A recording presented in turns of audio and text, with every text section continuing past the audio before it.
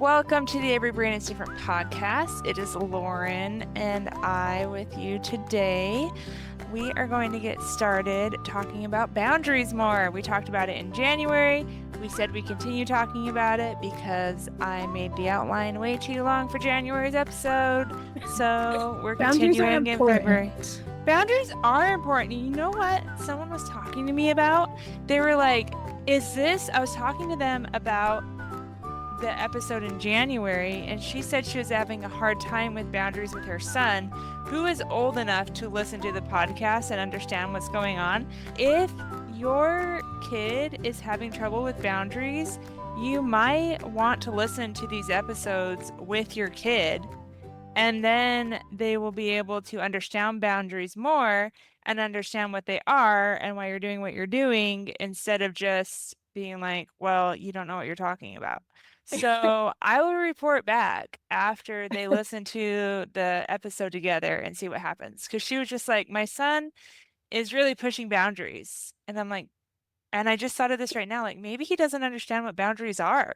Maybe he's viewing them as punishments, which they're Yeah, not, yeah, and we're going to talk about, but yeah. I So think that today, might be part of it. yeah, exactly. Or that they're just rules. Like boundaries are just rules, which we talked about that in the previous episode, that they're not rules. There's a difference between the two. And so today we're going to talk about strategies for setting up effective boundaries and boundaries versus punishment. What's the difference? How are they the same? Well, they're not the same, but we're going to talk Maybe there about the might be overlap. differences. Yeah, maybe a little bit. I don't know. We'll see what happens. Okay. What are some strategies for setting effective boundaries? The first thing, and I always say this, lead with empathy, lead with kindness, kindness and firmness, but err on the side of kindness. You you can acknowledge your child's unique needs and triggers, like you know your child, you know what they need. Do some detective work if you don't know their triggers, and then really validate their feelings. You can say, I know it's hard to stop playing when you're so focused, but this is, the boundary that I have. We need to stop playing the game or whatever you're playing. And yeah, and just lead with that and validate their feelings. Yeah, I think with empathy, it's just taking a pause and really evaluating what emotion they are. And then also, if you have to, like, hey, I know that you're really happy playing this game, blah, blah, blah, acknowledge the now emotion and then acknowledge what that emotion might be if it's something they have to stop, and really just validating those for sure. Yeah, I've noticed I have been working really hard to validate my kids' emotions, and it actually does help the situation.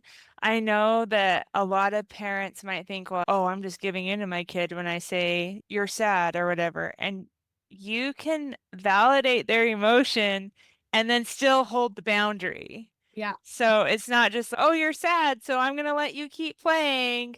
No, I can see you're disappointed, but this is what I told you was going to happen. And make sure you're setting up those expectations prior to when they do stuff so they're not surprised. For example, if you let your kid play the Xbox for 10 minutes, then tell them that before they start playing. Say, we only have time for you to play for 10 minutes. And then when obviously they're going to be upset when you say it's time to put the Xbox away. And so you can say, I told you this before. I understand you're disappointed, but we need to hold to what we said was going to happen. And the next strategy that we have, so we have 5 strategies in case you're wondering. The next one is use clear and consistent communication. So once again, going back to that, what we just said, like in the Xbox situation, you can use a visual schedule. You can use social stories for kids. You can use whatever works for them so that they understand this is what's happening. I've noticed that, especially with my kids and the kids that I work with, as long as you're clear in what you're expecting out of them, they're going to do what you ask them to do. It's when you're not clear that they're like, oh, what's the expectation here? If they understand why you're doing what you're doing and what they're expected to do, it usually goes better. Yeah. Clear and specific, short and sweet. Yeah, avoid abstract or vague terms because they will whip those around so fast into what they think it means. And you can say something and they'll be like, "Oh yeah, I totally understand that." And it's not at all what you were meaning. So when I say like, "I will do that in 1 minute," my son will set a timer for 1 minute when really it's like a figure of speech, like, "Oh, give me a minute." Like, you're not doing an exact minute. But when that timer goes off, he's like, "Mom, it's been a minute." And I have to honor that because I said I will do that in a minute. And so now I say a few minutes because that's don't do that. I think it's really important in like all scenarios. Be prepared to honor what you're saying. Yeah, Like, don't say it. if you like do a yes or no situation, be prepared to honor the no. Don't ask, "Do you want to clean your room?" Because if they say no, you're going to have to honor that. But you can say, "Do you want to clean your room before dinner or after dinner?" Yep. And that's something you can live with. Yeah. Yes, use clear and consistent communication. The next one is focus on collaboration. You can involve your child in creating boundaries. For example, what would help you remember to take a break when they're upset? So you have the boundary that when you're upset, the kid is not allowed to destroy the house or destroy whatever or break something. They need to take a break. But you don't want to be the one reminding them to take a break because that sometimes just makes the kid angrier because they're like, "You're getting in my space." And then we talk too much and it's just a whole thing. So you can ask them, "What do we need to do to help you take a break? What could remind you to do that?" And then you can do that when you see that they're getting escalated or something. It's always so important to let them have a voice in things that are affecting them and to collaborate with them. It also gives them a sense of control, which is huge, even if it's just an illusion, an illusion of control. It's just so important and empowering for them that they are a part of the rules of the system, the schedule, and having a voice in all of that. Yeah, I think a lot of times parents forget what it's like to be a kid and have to live by someone else's schedule and someone else's everything, and you're just expected to go along with it. So Yeah. this is for like neurotypical kids too. If you never know what's going to happen and you're just expected to go along with things, yes, I have my weekly schedule in my brain and I have my kids' weekly schedule in my brain. They have no concept of, well, they do have a concept of days of the week, but they don't know when the days are. Like they don't know that a week from now we're going to do the same thing that we always do. And so if you can involve them in that yes, it takes away their when you involve them, it helps and empowers them just like you said. Okay, the next one is pick your battles. We say this especially when you're raising a kid with pathological demand avoidance or pervasive drive for autonomy, which is what the PDAers want it to be called. Prioritize boundaries that affect safety or well being first. And then flexibility is okay. If it's not a safety issue, if it's not a well being issue, you can have flexibility. And even within that, you can have flexibility. For example, my son, obviously, he has to shower. Does he have to shower on Sunday mornings? For some reason, he hates showering on Sunday mornings. But I always forget to have him shower on Saturday night. That's on me That's a because you problem, he has Sam. very clearly stated, "I do not want to shower on Sunday mornings." I don't know what it is. It's something about wearing church clothes. He doesn't like putting on church clothes after he gets out of the shower.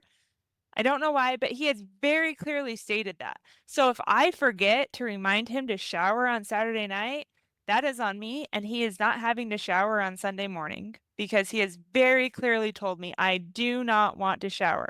And I'm not going to pick that battle. I'm not going to be like, "But I forgot," or "We got home late," or whatever. No, that's not even Especially up for discussion. yeah, and I think especially if he doesn't have this problem any other day, like, he's not defiant to taking a shower. He's specifically, for reasons known to him, Sunday is not or Sunday morning is not the day to shower, and that's okay.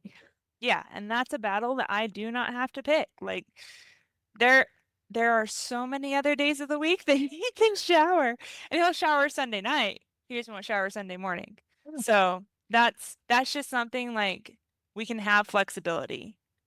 Where do I have flexibility in letting him run into the street? Absolutely not. That is a hard pass. And I heard this term non-negotiables and negotiable. And you can tell your kids, this is my list of non-negotiable. We are not talking about any of these things. This is why I have it the way I have it.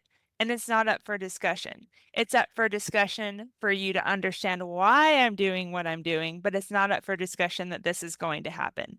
And looking both ways before you cross the street, not up for discussion because I don't want you to die. And or cutting your food up into manageable chunks so you don't choke or something like that. I know a lot of kids have the sensory thing where they don't realize their mouth is full until it's like completely full, but that's a choking hazard. So how can we work on that? But yeah, danger and well-being, like safety issues and well-being issues, prioritize those first, and then you can work on the other ones. It's fine.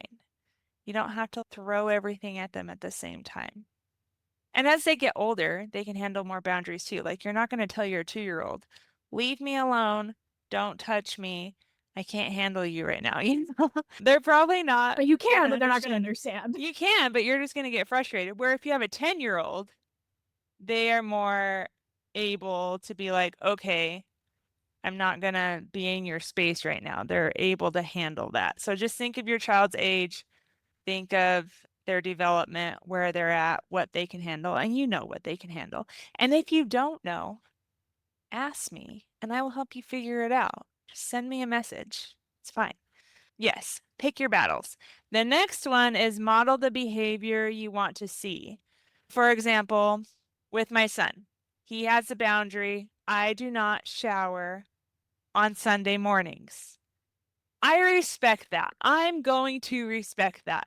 I am Same. showing him that I can respect his boundaries and he can respect my boundaries. I don't know what it would prove to show your kids, I'm not going to respect your boundaries, but I want you to respect my boundaries. That is authoritarian parenting, and we don't roll like that in here. They're also going to lose trust in you. Yeah, exactly. They're like, why? Or that's just going to cause more issues because though I know my son, he would be like, well, why do I have to do what you say, but you don't have to do what I ask when Double there's standard. not a reason for you not to do what I ask? So, yeah, just model the behavior you want to see. And if there's a reason why you can't respect their boundaries, tell them. Tell them, Explain it. this is why. Use clear and consistent communication, clear and concise communication. That's what I meant to say. And just let them know why. Be like, this isn't going to work because of this reason. And they're much more likely to be like, oh, okay, I didn't know that. And once they get the Yes. reason, then they'll be a little more able to handle it. So, strategies for setting effective boundaries. Start with empathy, use clear and consistent communication, focus on collaboration, pick your battles, and model the behavior you want to see. And report back and let us know how it goes. The next thing we're going to talk about is boundaries versus punishments. And I love this saying. It says boundaries are proactive, punishments are reactive. And this is what I've seen. Like whenever someone does a punishment, it's not, oh, I'm going to think about what I'm going to do and then I'm going to do it. When the punishment has it's not a consequence, it is literally a punishment. If you spank your kid, that is just a reaction that you're doing. You're reacting to what they did to you. So boundaries are for teaching rather than controlling. For example, if your kid is throwing toys, you can take the toys away and say, if you throw your toy, I'll take it for now because it's not safe. That's a boundary. If you just take all the toys away and you say, you're never going to see your toys again because you're being naughty, that's a punishment. You're reacting in the moment. But if you tell them why and you already have that expectations, we don't throw toys, you say, I'm just going to take it until we can be safe because my boundary is you need to be safe with your toys. So, yes. The next thing is how to handle pushback. This one is really, really hard because I know when my kid gets escalated and pushes back on my boundaries, even if they're just asking why, all that, there comes a time when you don't want them to ask why. You just want them to do what you're asking them to do. And it's really hard for me when my kids continually ask why, but why is not a bad thing. If they're asking why, they're just trying to understand, and that's okay. And when they are pushing against your boundaries, the first thing to do, lead with empathy, lead with kindness, stay calm and neutral, and regulate your emotions first. So do whatever you need to do to regulate your emotions. And then reiterate the boundary. I understand you're upset, but I'm taking your toy because you're being unsafe. I will give it back to you when you are being safe. And just reiterate the boundary. And then you can offer choices. So if your kid is being unsafe with the toy, do you need to take a break? Do you want to scream into a pillow? Do you want to run around the house outside? I'm just thinking of things that my kids have done when they are upset. um, and just lead with that kindness, empower your child to solve their problem, and then just reiterate the boundary until they're able to come back to where they need to be. I think with that, if you are taking away something because they did that, just you can't just say no. You have to tell them what they can do. So again, I am taking this away because you are being safe. In the meantime, give them those options. Do you want to run around outside? Do you need to scream into the pillow? Whatever it is. But it is important to give them those alternatives. Yes. Because then they're just And gonna keep finding things to be naughty with or whatever. So tell them yeah. what they can do, not what they can't do. Yes, because if you tell them what they can't do, that's the only thing that's going to be in their brain. It's Yep. like when they say, don't think of a pink elephant. Well, now you're just going to think of a pink elephant. Yep. So tell them what they can do, give them ideas, and then they will just transition in that activity. Usually they'll get distracted and go into the new activity, unless you're my kids, and then you're just stubborn and, you To say with know. all of this is not 100%. Yeah, There's yeah. definitely strategies to try, and you may be successful in some areas and maybe not others, and that's okay. And you might have to like really work with your kid. So if my kid is having a meltdown and I'm like, you need to go do this, but I don't go with him to do it, he's not going to do it. He's just going to continue to have the meltdown and he's going to continue to cry. But if I go up to him and say, I understand you're upset, let's go play a game because he really likes games. Or let's go do whatever. Let's go get all your stuffed animals. He likes to get all his stuffed animals and then sit on the couch with them like covering him while I hold him. And so that's a great thing to do. But you're going to have to spend time with your kid to help them. Um, Sahara. I'm not saying you don't spend time with your kid, but like you can't just be like, go do this, and then you don't Can't just go do it brush with them them. aside. Yeah, yeah. And if you are looking for ways to de-escalate your child, there's a really fun game. It's by Diane Alber, and it's like the spot, like angry spot or something. And it's just a game that they have a book that talks about how the angry spot wants to calm down and they use the peaceful spot to help them. And then they like have this big raging fire behind the spot. And then as they go throughout the book, then they're able to calm down because they're using peaceful spot and the peaceful spot helps them calm down. But the game is you have the red angry spot and you pass it back and forth or around a circle if you have a group. And then whoever it lands on, the person next to them gets to draw a card. And every card is something that you can do to calm down. So you can take deep breaths.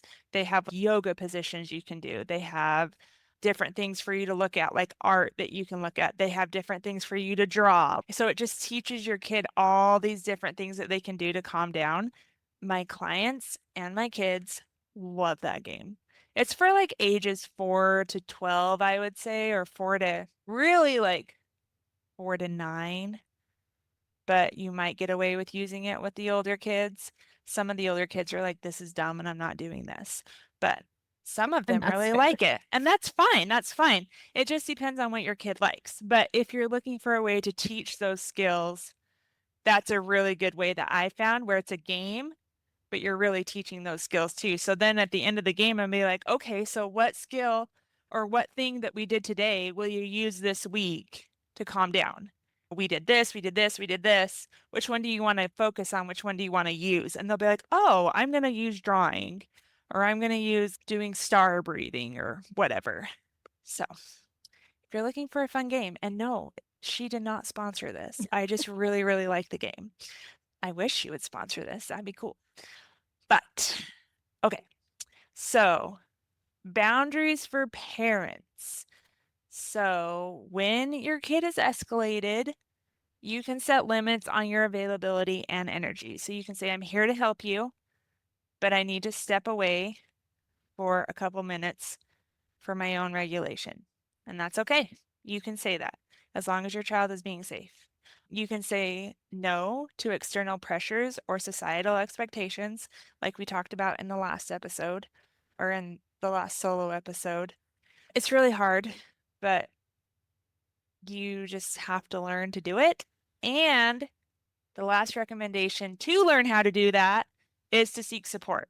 You can have your partner, if you have a parenting partner, a friend, a therapist, a coach. You can contact me because I do consultations. And you can also go on Facebook groups. I know in Idaho, the Idaho Autism Mom page is phenomenal.